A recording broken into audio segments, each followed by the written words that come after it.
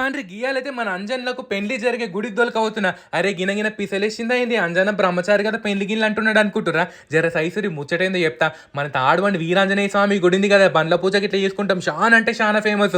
గీడ ఆంజనేయునితో పాటు ఆయన భార్య అయిన సువర్చలాదేవి గుడి ఉంది అన్నట్టు. ప్రతి జ్యేష్ఠ మాసంలో లగ్గము వైభవంగా అంటే వైభవంగా చేస్తారు. అసలు ఈ గుడి చరిత్ర చెప్తా ముందుగాలైతే ఈనుండ్రి. ఈడ గుండు మీద వెలిసిన అంజన్న పక్కనే వినాయకుడు దగ్గర దగ్గర త్రేతాయుగంలో వెలిచిండు అన్నట్టు. మనకెరికైంది అయితే 1920 ఆ టైంలో. అప్పటి నుంచి చిన్న గుడి కట్టిండ్రు, ఇప్పుడైతే పెద్దగంటే పెద్ద కట్టిండ్రు. మీ అందరికి ఎరికే కదా. ఇక పెళ్లి చరిత్ర చెప్తా ఈనుండ్రి.